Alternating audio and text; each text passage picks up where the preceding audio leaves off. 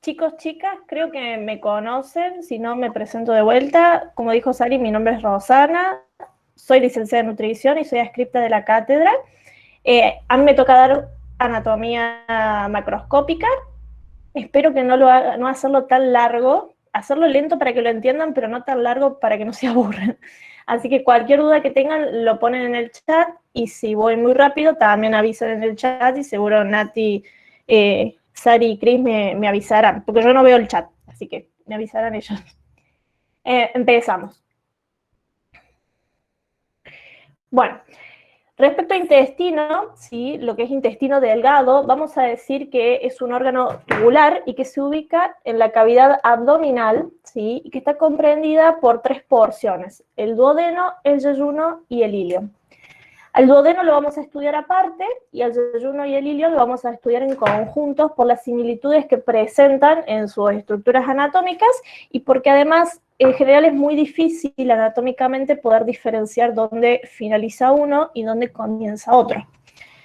A grandes rasgos decimos que el intestino delgado se dispone en forma de asas en la cavidad abdominal, pero vuelvo a aclarar que esta disposición de forma de asas hace más referencia al yeyuno y al ilion, ya que el duodeno tiene otra forma, tiene una forma de C o una forma de anillo incompleto, por lo tanto esto hace más referencia a yeyuno y a ilion. Y aproximadamente como promedio decimos que mide en total 6 metros con un diámetro de 2,5 centímetros. Vamos con las generalidades. Primero empezamos con duodeno. Así como en la clase de páncreas, que ubicábamos al páncreas en la cavidad abdominal, vamos a hacer lo mismo con el duodeno. Vamos a ubicarlo y decir que ubica predominantemente el mesogastrio, que acá escribí medogastrio, ahora que me estoy dando cuenta. También ubica está dentro de la porción del epigastrio y la porción del hipocondrio derecho, ¿sí? Vamos a decir que es un órgano predominantemente retroperitoneal, a excepción de la primera porción, y este concepto también ya lo hemos visto en páncreas, ¿sí? Y también cuando vieron estómago, trabajaron lo que era un órgano intraperitoneal. Sin embargo, lo voy a volver a recalcar un poquito más adelante en otras diapos para que termine de quedar claro. Vamos a decir que al igual que el páncreas, por la estrecha relación que tiene, va a ser cruzado por el mesocolon transverso y de esta manera ser dividida en un piso superior y un piso inferior, que los conocemos como supramesocólico e inframesocólico. Y sus relaciones van a responder justamente a esto. Y en términos generales vamos a decir que el duodeno mide 25 centímetros como promedio. En cuanto a su configuración externa, vamos a decir que el duodeno va a presentar 4 porciones bien delimitadas, que acá están pintadas en colores: color rosa, violeta, naranja y un verde, ¿sí? La primera porción corresponde a la ampolla duodenal, que mide aproximadamente 5 centímetros y que se dispone de manera oblicua hacia arriba y hacia atrás, para continuarse con la segunda porción, que por ahí es la que más resuena y la que más nombramos, la que más trabajamos, ya que es la que recibe justamente la desembocadura de los conductos pancreáticos y también recibe el conducto colédoco. Bien, esta segunda porción es la que se denomina porción descendente, porque justamente se dispone verticalmente hacia abajo y mide aproximadamente 8 centímetros. La tercera porción, vamos a decir que es la porción horizontal, que se dirige hacia la izquierda, ¿sí? Y que se va a continuar finalmente con la cuarta porción. Esta mide 7 centímetros. Y la última porción, la cuarta, mide aproximadamente 6 centímetros. Y fíjense que continúa a partir de la tercera porción del duodeno y se dirige hasta lo que denominamos el ángulo duodeno-yeyunal o la flexura duodeno-yeyunal. Punto anatómico importante, ¿sí? Para marcar el fin del duodeno y el comienzo del yeyuno. ¿Bien? Podemos decir también como puntos anatómicos que el duodeno comienza su primera porción a partir del píloro, se dirige hacia el cuello de la vesícula. De allí, desde el cuello de la vesícula, comienza la segunda porción, que se extiende, ¿sí? Aproximadamente hasta hasta la tercera porción, que está ubicada más o menos en la parte más declive de la cabeza del páncreas, para luego dirigirse al compás aórtico-mesentérico y del compás aórtico-mesentérico al ángulo duodeno-yeyunal, como límites anatómicos para también poner puntos límites a cada porción. El compás aórtico-mesentérico es esto que ven acá.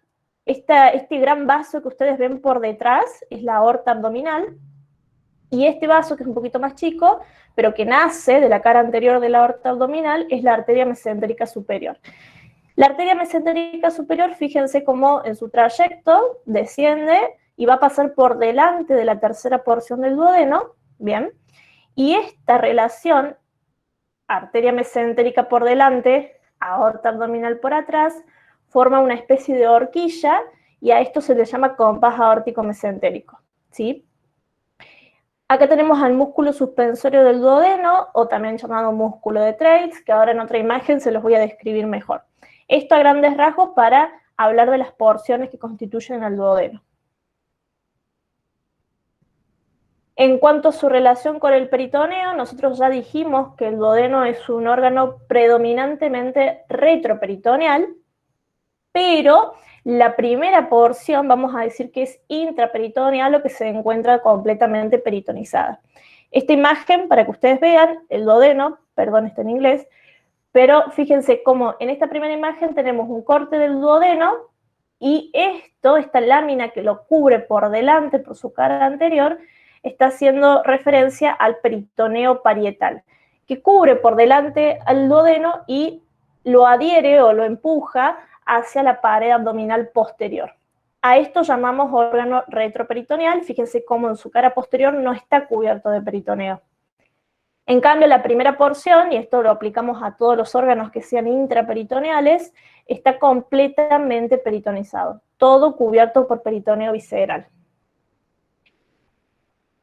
Bien, ahora, hay que hacer una aclaración, porque por ahí en algunos libros de anatomía describen un poquito más el peritoneo en el duodeno y puede prestarse a confusión.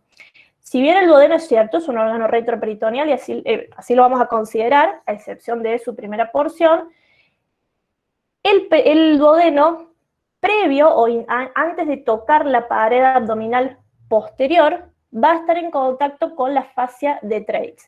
Que la fascia de Treitz yo se las nombré en el video de páncreas, muy por encima, y acá lo desarrollamos un poquito más para terminar de entenderlo. Por detrás del páncreas, acá, en esta imagen donde vemos que es un órgano retroperitoneal, por detrás vamos a encontrar la fascia de Treitz.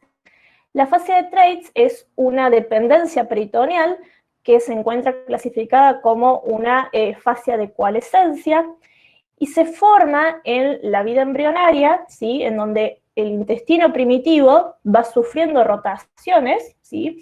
La mayoría de los órganos primitivos en la vida embrionaria están completamente peritonizados y van sufriendo, ¿sí? Rotaciones. En el caso del intestino sufren rotaciones, y ven en esta imagen como el duodeno, que está completamente peritonizado en la vida embrionaria, sufre rotaciones y queda adherido de esta manera a la pared abdominal posterior. Y esto que se ve en transparencia vendría a ser la fascia de Treitz, ¿sí?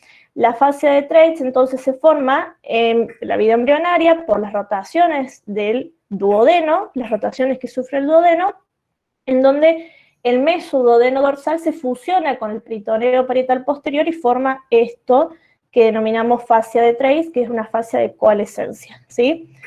Esto para que se entienda por si leen en otros libros, porque por ahí hay algunos anatomistas que al duodeno lo clasifican como un órgano retroperitoneal secundario por esta fascia, pero bueno, acá lo consideramos retroperitoneal y tenemos en cuenta que existe esta fascia de Treitz que ayuda a su adherencia, ¿sí? En esta imagen podemos ver duodeno, páncreas, que ya vamos a ver en otra imagen cómo se relacionan íntimamente, pero fíjense, como duodeno y páncreas son retroperitoneales, están cubiertos por peritoneo parietal por delante, y por detrás no hay peritoneo, está esta fascia de coalescencia. Luego tenemos grandes vasos, aorta abdominal y vena cava inferior, que también son retroperitoneales, y ya después la pared abdominal. Todos estos son estructuras anatómicas retroperitoneales. Entonces, como para que quede, fase de Treitz es una fase de coalescencia, ¿sí? Bien. Además, el duodeno tiene relación con el mesocolon transverso, igual que como vimos en páncreas. Fíjense, acá tenemos la inserción del mesocolon transverso, que esto yo se los conté en el video de páncreas, lo que correspondía a su inserción. Fíjense esta línea en verde, cómo se va a insertar por delante de la segunda porción del duodeno, lo cual divide a este órgano en dos pisos, uno superior y uno inferior. El piso superior, que denominamos supramesocólico, va a estar comprendido por la mitad superior de la segunda porción y por la primera porción. Acá lo vemos claro. Y la porción inframesocólica va a estar comprendida por la mitad inferior de la segunda porción del duodeno, la tercera porción y la cuarta, ¿sí? Bien.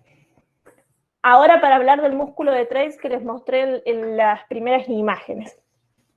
El duodeno, ¿sí? Para que se pueda mantener en su lugar y no se mueva, si bien, y de hecho lo consideramos uno dentro del intestino delgado, la porción más fija, para que no se mueva y se mantenga en su lugar, necesita de medios de fijación. Uno de esos medios de fijación es el peritoneo parietal, ¿sí? Que lo mantiene adherido a la pared abdominal posterior. Ese es uno de los medios de fijación. Otro de los medios de fijación es el músculo de Treitz, ¿sí? Que también nos sirve como el límite anatómico para saber dónde comienza el yeyuno. Para entender qué es el músculo de Treitz o de dónde viene, tenemos que mirar el diafragma primero, ¿sí? Esto es una vista inferior del diafragma, como si yo estuviese dentro de la cavidad abdominal y miro hacia arriba y veo un techo. Este diafragma, fíjense, es un músculo ancho que se ubica en forma de tabique entre la cavidad torácica y la cavidad abdominal, que va a presentar una concavidad inferior y una convexidad superior, y que tiene inserciones, como todo músculo tiene inserciones, ¿bien? Fíjense, tiene inserciones a nivel de las costillas, de sus cartílagos, inserciones a nivel del esternón, e inserciones a nivel de la columna. Esto es lo que nos interesa y lo que nos importa para el duodeno.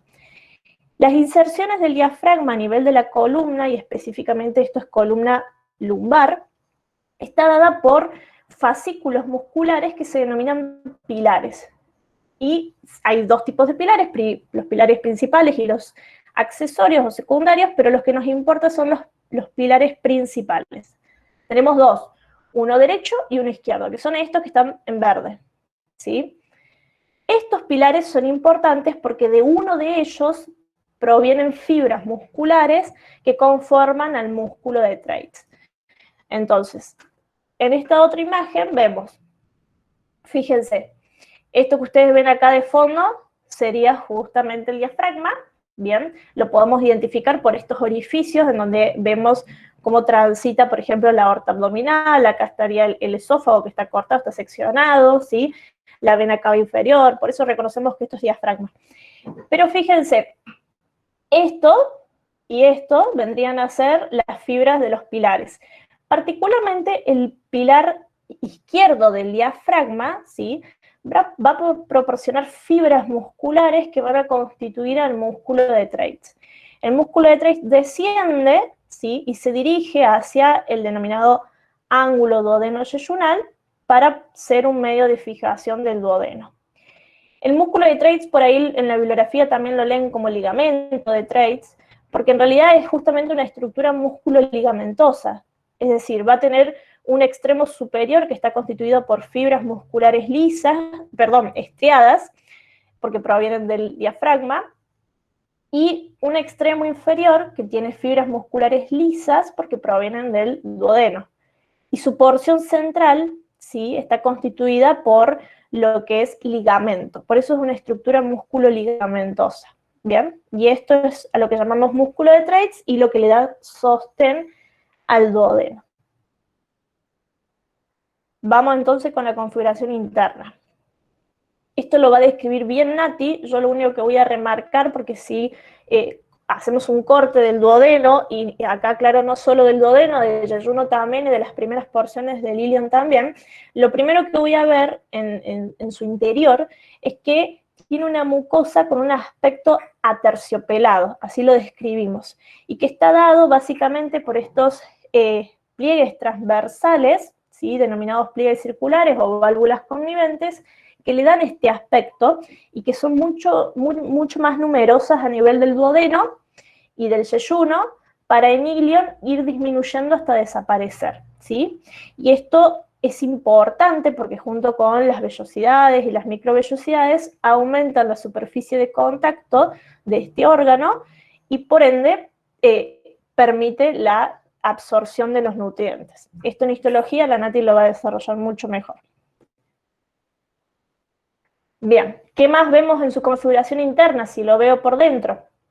Algo que vimos en páncreas. Fíjense, en la segunda porción del duodeno específicamente voy a tener lo que son la papila duodenal mayor o carúncula mayor y la papila duodenal menor o carúncula menor, que va a recibir cada una la desembocadura de los conductos pancreáticos, y la carúncula menor va a recibir la desembocadura del colédoco, ¿bien?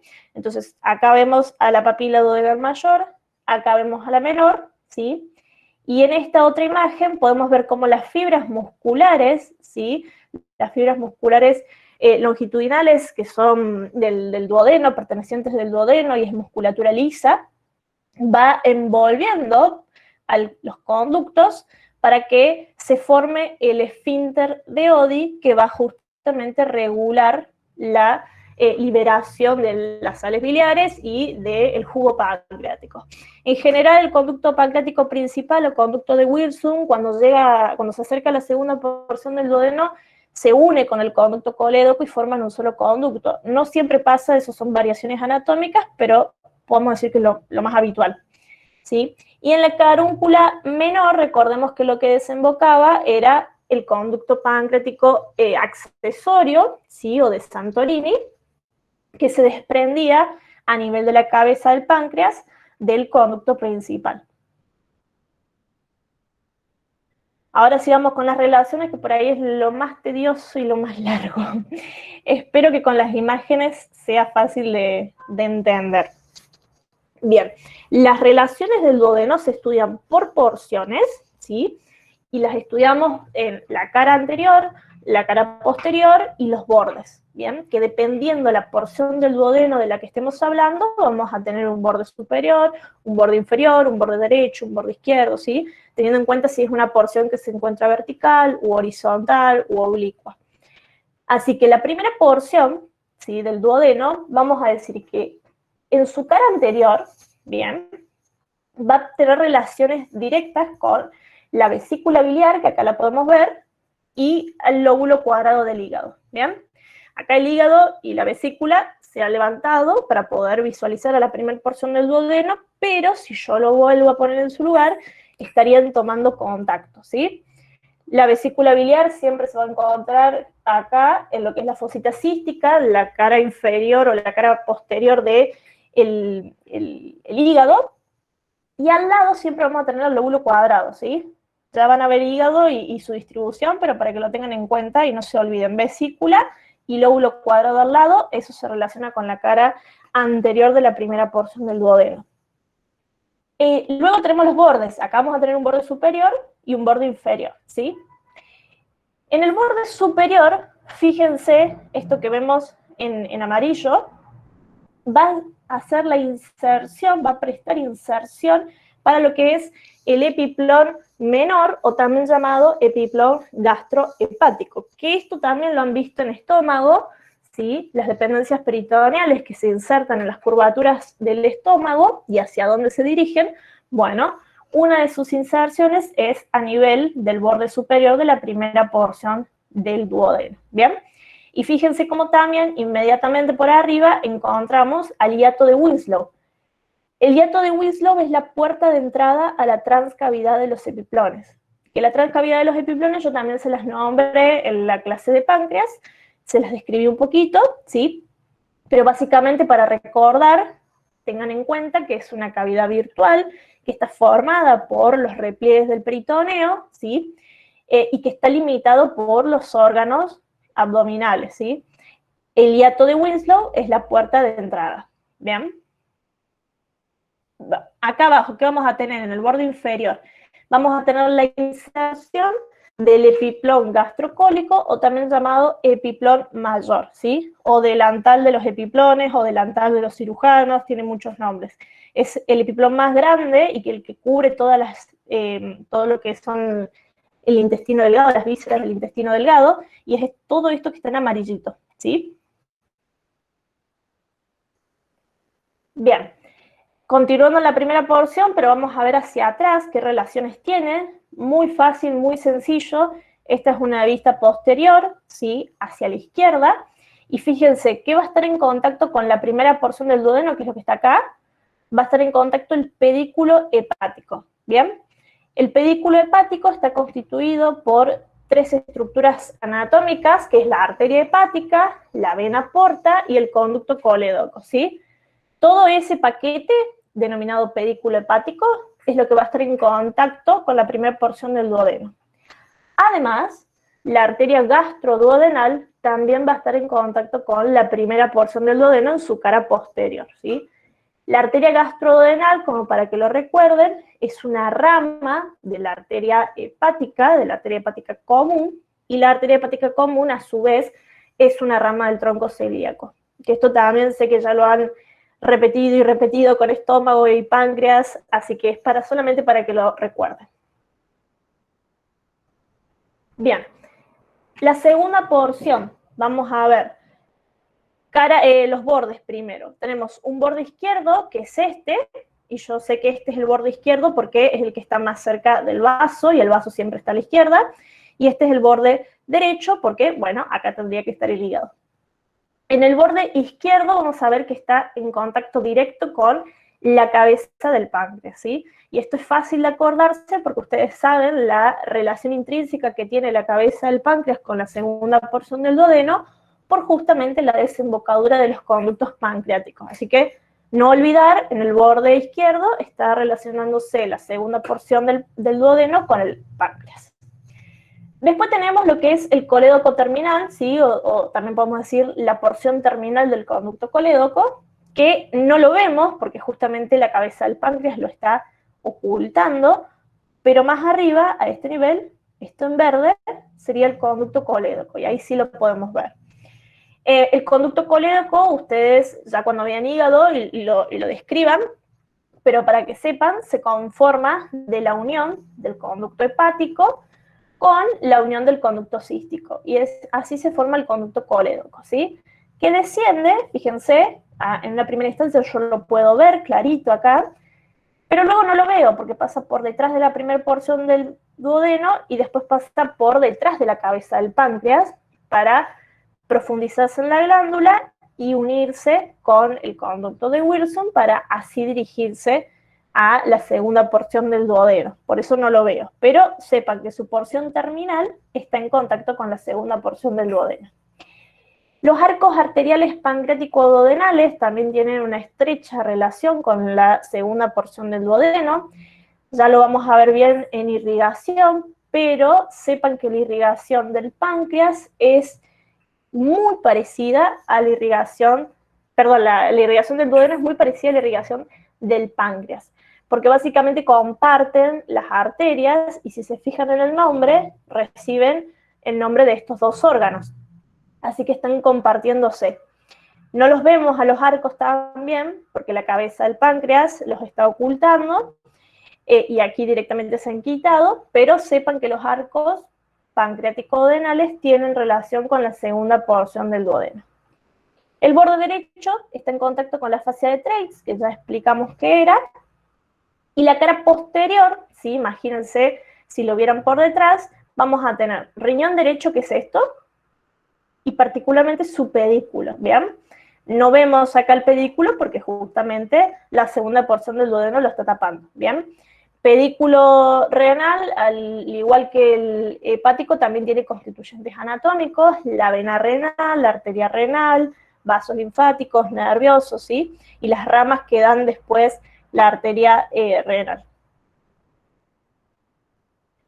La segunda porción nuevamente, pero su cara anterior, que acá es donde nosotros hablábamos de que el mesocolon transverso pasaba justo a nivel de la segunda porción y lo dividía en 2 pisos, ¿bien? Por eso es que en la cara anterior de la segunda porción del duodeno vamos a hablar de una porción supramesocólica y una porción inframesocólica, ¿sí? La porción supramesocólica vamos a decir que se relaciona con el hígado, particularmente con el lóbulo derecho, que sería esto, y lo que es la porción inframesocólica va a estar relacionándose con las asas del intestino delgado. Acá no las vemos porque justamente el epiplón mayor me lo está tapando, y porque además la imagen está cortada, pero si yo las colocara, vamos a poner colon transverso, mesocolon transverso, ¿sí? Todo esto estaría ubicado acá, y sería con lo que se va a ir relacionando la porción inframesocólica, ¿sí? Bien. Tercera porción. La tercera porción vamos a decir que en su cara anterior va a estar en relación con las asas del intestino delgado. Esto acá justo para ubicar a la tercera porción, siempre fíjense dónde está la arteria mesentérica superior. Acá está la arteria mesentérica superior, así que esto tiene que ser tercera porción, siempre. ¿Por qué? Porque yo les dije que la tercera porción se extiende hasta el compás aórtico mesentérico. Entonces yo sé que acá donde está la arteria mesentérica superior es tercera porción. Las asas del intestino delgado estarían tapándola, pero bueno, acá justo en esta imagen se las ha corrido hacia la izquierda. Vamos a decir que la raíz del mesenterio va a estar en contacto también con la tercera porción del duodeno. Ya les voy a explicar qué es el mesenterio y qué es su raíz para que les quede claro. La vena, que acá no la vemos porque se la ha cortado, y la arteria mesentérica superior, esta sí la vemos, arteria mesentérica superior, al lado debería estar la vena acompañándola, y por ende el compás aórtico mesentérico. En el borde inferior va a estar también inmediatamente relacionándose con las asas del intestino delgado. Esta es una imagen para que ustedes entiendan lo que es el compás aórtico mesentérico. Acá tenemos la columna, que a partir de este nivel ya es columna lumbar. Y fíjense, este gran vaso que tenemos acá es la aorta abdominal, y nosotros sabemos que de la cara anterior de la aorta abdominal nace la arteria mesentérica superior, que es esta, ¿sí? Y esto que está en rosa es el duodeno. Esto es una vista lateral izquierda.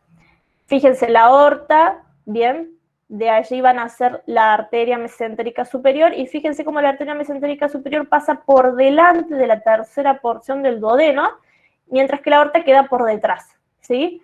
Esto es lo que se llama compás aórtico mesentérico, que forma esta especie de horquilla que tiene aproximadamente un ángulo de 45 grados. Ahora, ¿qué vemos por detrás de la tercera porción del duodeno? Fíjense, en esta imagen vemos en transparencia, esto que ven acá, es el páncreas, y sabemos que a nivel de la tercera porción del duodeno, que es acá, va a estar en contacto el borde superior con el proceso unciforme o uncinado del páncreas, que esto también lo vimos en la clase de páncreas. Sería esta porción de acá. Y por detrás, ¿sí? Lo podemos ver justamente por esta transparencia. Vamos a decir que los grandes vasos, vena cava inferior, aorta abdominal, ¿sí? Se relacionan con la tercera porción.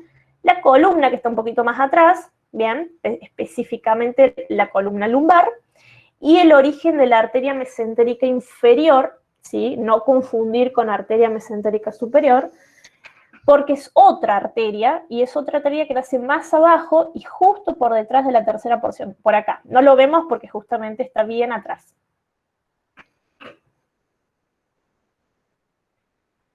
Cuarta y última porción, ¿sí? Fíjense, cara anterior, estas por ahí son más difíciles de ver, pero cara anterior vamos a tener arterias yeyunales, acá no las vemos, ¿sí? Porque se ha seccionado lo que es yeyuno-ilium, pero bueno, deberían estar arterias yeyunales, las asas del intestino delgado que se continuarían acá, ¿sí?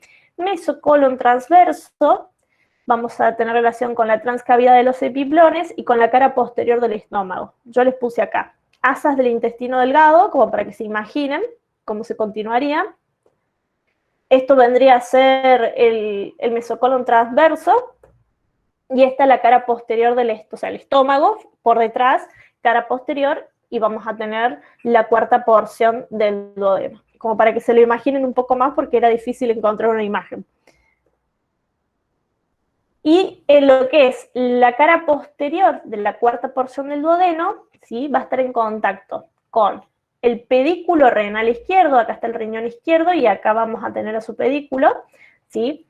La aorta abdominal va a también tener contacto, el pilar izquierdo del diafragma, y esto es fácil acordarse porque dijimos que ya en el límite de la cuarta porción vamos a tener el músculo de Treitz, y el músculo de Treitz viene del pilar izquierdo del diafragma, así que con esa relación ustedes traten de acordarse de que el pilar izquierdo del diafragma tiene relación con la cuarta porción del duodeno.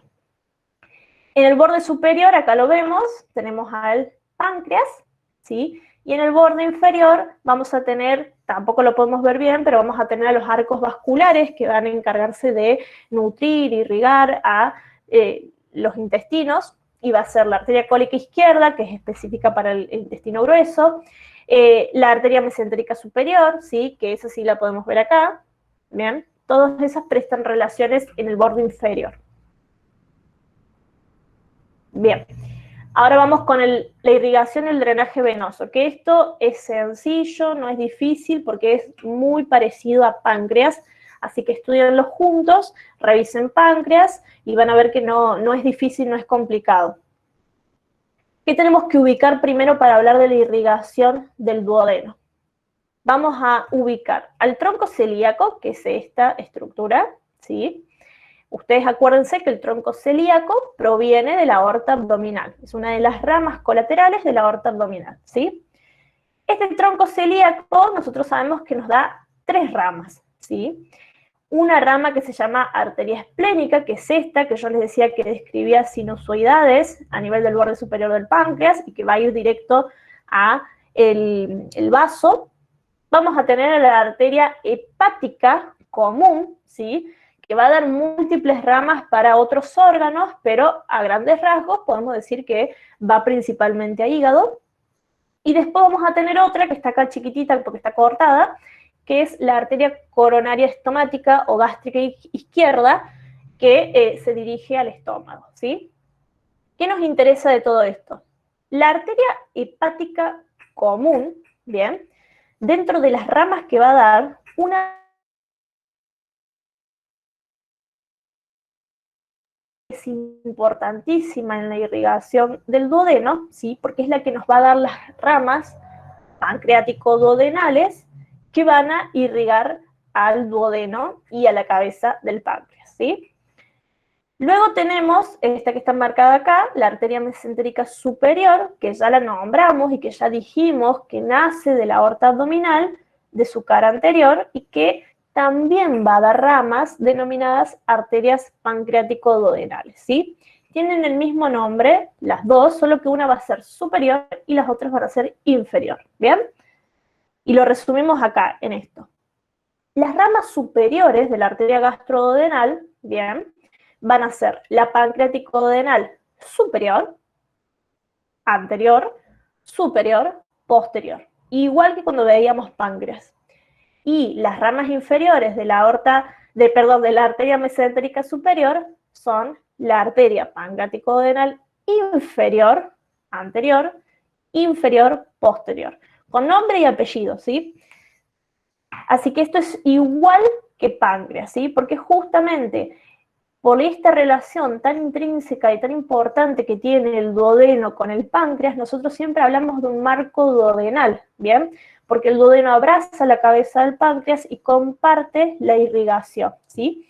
Específicamente de la cabeza, porque cuando vimos páncreas ya sabemos que cuerpo y cola reciben otras ramas, pero comparten esa irrigación. Así que esto es exactamente igual.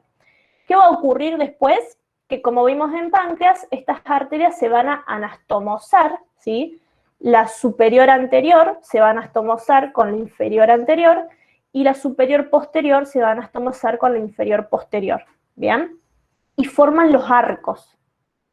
En esta imagen podemos ver, ¿sí?, Acá tenemos duodeno, están marcadas estas dos arterias principales, la gastrodenal y la mesentérica superior, y aparte tenemos marcadas las pancreático-duodenales, las superiores, las inferiores, y además con sus apellidos, ¿no? Superior anterior, inferior posterior, ¿sí? Fíjense acá en la pancreático-duodenal superior anterior, que es esta, fíjense cómo se continúa, y si anastomosa con esta, que ya estamos hablando de pancreático duodenal inferior anterior. Y sin querer formaron un arco, ¿bien? Eso es lo que van a hacer estas arterias y van a dar múltiples ramas para dirigirse a toda la extensión del duodeno, ¿bien? El drenaje venoso. El drenaje venoso está dado por venas que reciben los mismos nombres, ¿sí? Vena pancreático-duodenal superior y vena pancreático-duodenales inferiores, ¿sí? ¿Cuál es la única diferencia? Que la pancreático-duodenal superior va a desembocar directamente en la vena porta, mientras que las venas pancreático-duodenales inferiores van a desembocar en la vena mesentérica superior, ¿sí? La vena mesentérica superior se continúa y se une, se anastomosa con el tronco espleno-mesentérico y allí recién se forma la vena porta, ¿sí? El tronco espleno-mesentérico, acuérdense que se forma de la anastomosis de la vena esplénica y de la vena mesentérica inferior, ¿sí? En esta imagen están marcadas. Este vaso que es más grande es la vena porta, ¿sí? Acá está marcado vena esplénica. Acá yo no lo marqué, pero esto sepan que es la mesentérica inferior. Fíjense cómo la vena esplénica y la mesentérica inferior se unen y forman este vaso ya más grande. Esto es el tronco espleno-mesentérico. Y esto que está acá abajo, fíjense cómo asciende, es la vena mesentérica superior que se une con el tronco y forma, así se continúa en vena porta. ¿Bien? Y acá sí están marcadas las venas pancreático-duodenales superior e inferior. Bien, hasta acá, duodeno. Espero que se haya entendido. Si no, vuelvo a repetir, dejen todas las dudas en el chat y después contestamos. Vamos ahora con yeyuno e ilion. Yeyuno e ilion es un poco más fácil, tanto sus relaciones como su irrigación, es mucho más simple. Bien. Yeyuno e ilion. A grandes rasgos, esta es la porción que nosotros decimos que se dispone bien en forma de asas, ¿sí? Fíjense las numerosas fluxosidades que presenta. Y como yo les dije al principio, es difícil establecer un límite desde dónde termina el yeyuno y dónde empieza el ilion, ¿bien? Sí es más fácil decir dónde comienza el yeyuno, que es a partir del ángulo duodeno-yeyunal, pero después es difícil establecer los límites, ¿bien? En cuanto a sus diámetros, nosotros habíamos dicho que el duodeno tenía aproximadamente 2,5 centímetros de diámetro, que cuando estamos en yeyuno se mantienen, pero a medida que vamos transitando, llegando al ilion, este diámetro se hace más pequeño, pudiendo llegar a ser 1,5 centímetros, ¿bien? El yeyuno y el ilion es la porción móvil del intestino delgado, ¿sí? El duodeno yo les había dicho que es la porción más fija, la que más se mantiene en su lugar. Y esto se condice, ¿no?, con la función que tiene el yeyuno y el ilion en cuanto a el paso de los alimentos y la digestión y el peristaltismo, ¿bien? Por eso es que se condice con la gran movilidad que tiene. No obstante, esto no significa que estén libres o dando vueltas en la cavidad abdominal, tienen un medio de fijación también, pero presentan mucho más movilidad. ¿Cuál es el medio de fijación que tiene el intestino delgado, específicamente el yeyuno e ilion? Es el mesenterio, ¿sí? En esta imagen, esto es un corte, una vista lateral, fíjense, esto que está pintadito en verde vendría a ser el mesenterio, ¿sí? Y esto que ustedes ven en rosa, en forma de tubos, es justamente yeyuno e ilion. Y fíjense cómo este mesenterio va desde lo que es la pared abdominal posterior y se dirige hacia cada una de las flexosidades que presenta el intestino delgado, para volver nuevamente a la pared abdominal posterior, salir otra vez e ir a otra porción del intestino, volver nuevamente a la pared y así constantemente, va y viene. Por eso decimos que el mesenterio tiene forma de abanico, que lo podemos ver en este otro esquema representativo. Tiene forma de abanico y la función que cumple es fijar las vísceras, yeyuno e ilion, a la pared abdominal posterior, ¿sí? El mesenterio es una formación peritoneal, ¿bien? Y como bien dice su nombre, es un meso y por lo tanto en su interior van a transitar vasos, nervios, ¿sí? Que van a encargarse de nutrir e inervar a este órgano, ¿sí? Acá para que sepamos de dónde viene, ¿sí? El mesenterio va a tener un borde parietal, o también le llamamos raíz, y un borde visceral o intestinal. El borde parietal o raíz es de dónde van a ser, cuál es su origen, ¿sí? Su origen es a nivel de la pared abdominal posterior. Pero específicamente vamos a decir que se extiende desde lo que es el lado izquierdo de la segunda vértebra lumbar, tiene forma de S itálica, fíjense, y se va a dirigir hacia la articulación sacroilíaca derecha. También podemos decir, en algunas bibliografías se lo describe como que su raíz se dirige desde el ángulo duodeno-yeyunal hasta, en forma de S itálica siempre, hasta lo que es la válvula iliocecal. Cualquiera de las dos opciones estaríamos bien para decir dónde viene. Y su borde visceral o borde intestinal es aquel que tiene contacto justamente con las vísceras, con yeyuno e ilion, con la pared de las vísceras.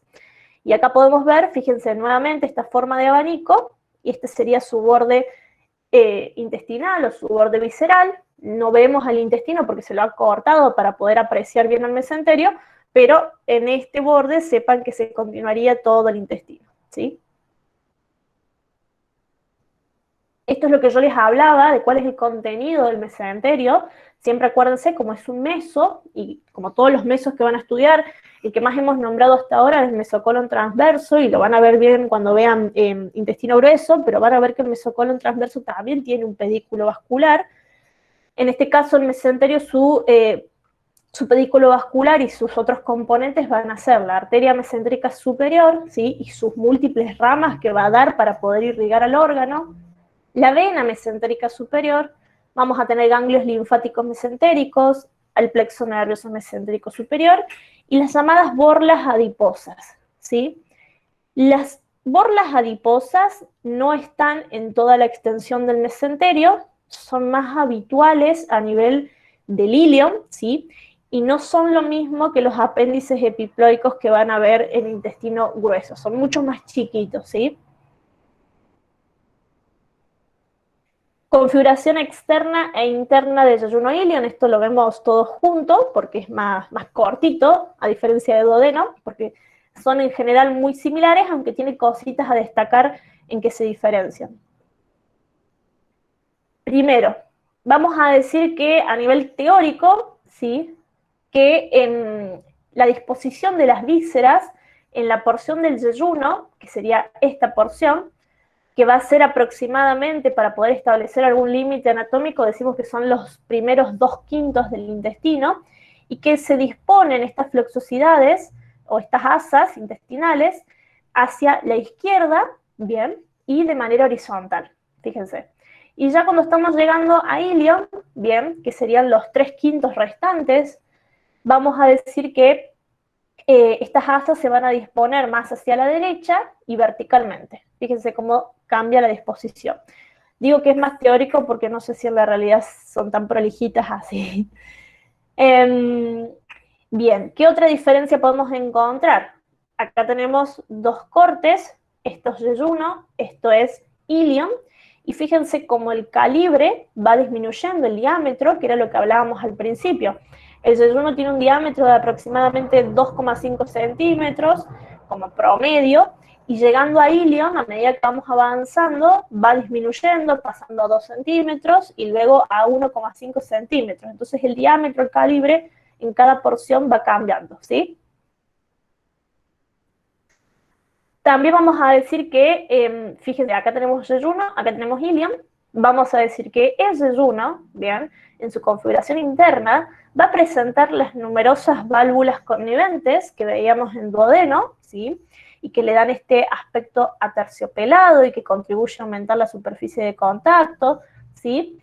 Pero cuando ya estamos en ilion, vamos viendo que estas válvulas conniventes, si bien están, a medida que el ilion va avanzando, van desapareciendo de a poco, ¿sí? Y además, en el ilion vamos a encontrar algo muy particular, que son las placas de Peyer, que son cúmulos de tejido linfoide, y que tienen una función súper importante en el reconocimiento de antígenos que provienen de los alimentos que transitan por el tubo digestivo, ¿sí? Esto son muy abundantes en ilion y están particularmente en ilion, ¿sí? Y otra cosita para diferenciar es que a nivel de la irrigación, ya se las voy a mostrar bien, pero para que vayamos introduciendo, a nivel de la irrigación, el yeyuno recibe la sangre oxigenada de unas arterias que se llaman vasos cortos, y que fíjense que son bastante largos, ¿bien? Acá los vemos, este que está en azul, y eso está bien, son muy largos hasta dirigirse al yeyuno, mientras que a nivel del ilion, estos vasos rectos son más cortitos, y además de que son más cortitos, podemos ver que acá tenemos un arco, acá tenemos otro arco, el yeyuno, acá otro arco, también se llaman arcadas, estos arcos que son más chiquititos, mientras que en ilion estos arcos, fíjense cómo son más prominentes y abundantes, y eso hace que los vasos rectos o los vasos cortos sean justamente mucho más chiquitos, ¿bien? Eso es a nivel de la irrigación como diferencia. Ahora les voy a explicar bien cómo es la irrigación. Vamos con relaciones primero. Súper fáciles las relaciones del yeyuno a ilion, nada complicado en comparación con duodeno. Fíjense, acá tenemos las asas del intestino delgado, bien, esto es una vista de frente. Acá también vemos cómo el colon transverso, el mesocolon transverso y esto que es el epiplón mayor está todo levantado, pero si lo vuelvo a colocar en su lugar, me está cubriendo directamente a mis vísceras. Entonces las relaciones van a ser con estas tres estructuras, ¿sí? Y por último, con la pared abdominal. Hacia atrás, ¿sí? Las asas del intestino delgado, ahí las vamos a poner, ¿bien? Se va a relacionar hacia atrás con todos los órganos que son retroperitoneales, ¿bien? ¿Quiénes son estos órganos? Vamos a tener a los riñones, ¿bien? Ahí los tenemos. A sus uréteres, que acá están medio tapaditos, pero acá vemos uno que va bajando, descendiendo, acá hay otro que va bajando, descendiendo. La vena cava inferior y la aorta abdominal, que yo les dije que eran retroperitoneales, ¿sí? Todas esas estructuras están inmediatamente por detrás de las asas intestinales. A la derecha vamos a encontrar al colon ascendente, hacia la izquierda el colon descendente y hacia abajo el colon iliopélvico, ¿sí? Que también por ahí en otras bibliografías leen que hacia abajo, además del colon iliopélvico o colon sigmoide, también se va a relacionar con los órganos intrapélvicos, como es la vejiga o el útero o la vagina, ¿bien? Porque justo en esa zona tenemos un fondo de saco en donde puede caer el intestino y relacionarse con esos órganos. Esto que ustedes ven tiene un nombre, se llama marco colónico, ¿bien? Y que justamente hace algo parecido a lo que hace el duodeno con el páncreas. Va a enmarcar a mis vísceras intestinales, ¿bien? Ahora sigamos con la irrigación y el drenaje venoso. Muy sencilla la irrigación del yeyuno ilion también. Fíjense, esto, ustedes ya saben lo que es, este vaso que a medida que va descendiendo se hace más pequeño, es la arteria mesentérica superior, ¿bien? La arteria mesentérica superior va descendiendo, ¿sí? Y en su trayecto va a dar ramas. Siempre que hablamos de irrigación de yeyuno e ilion, decimos que proviene de la arteria mesentérica superior, ¿sí? Va a dar ramas que se denominan ramas yeyunales y ramas iliales, o también podemos decir ramas ascendentes y ramas descendentes, que se introducen, ¿no?, en el mesenterio por eso decíamos que justamente la arteria mesentérica superior es parte del contenido del mesenterio, se introducen en el mesenterio y estas ramas ascendentes y descendentes se van anastomosando y forman arcos. Fíjense, acá tenemos un arco, acá tenemos otro arco, acá tenemos otro, tenemos un montón, múltiples arcos, ¿bien?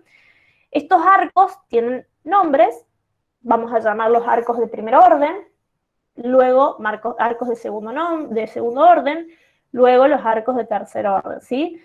Todos estos arcos van a finalizar con los denominados vasos rectos, que son estos, que era lo que yo les mostraba en las diferencias entre yeyuno e ilion, en donde estos vasos rectos son mucho más largos, y de hecho los podemos ver en esta imagen, son mucho más largos a nivel de yeyuno, fíjense, y llegando a ilion son más cortitos, ¿bien?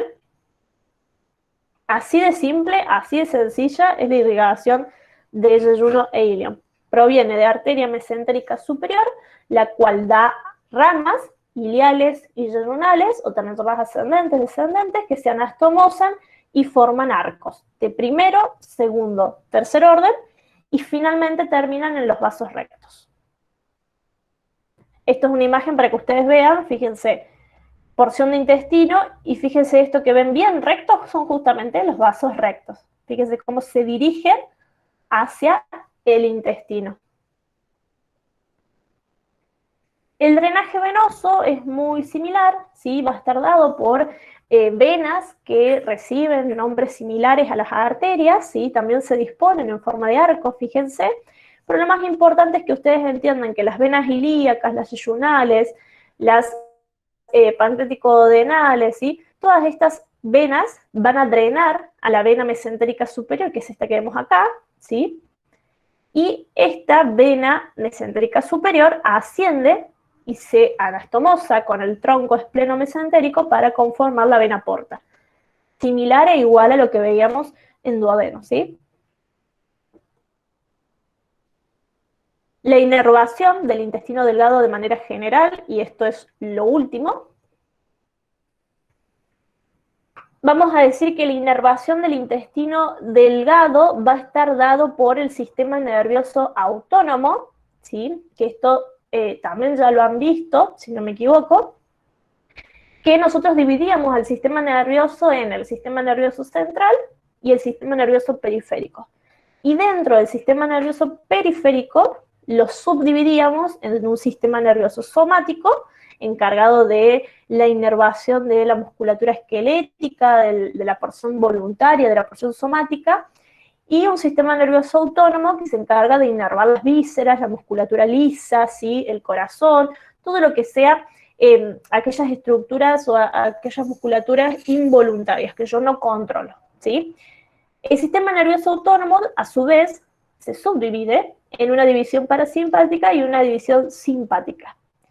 El intestino va a recibir fibras nerviosas provenientes de ambas divisiones, tanto simpática como parasimpática, ¿sí?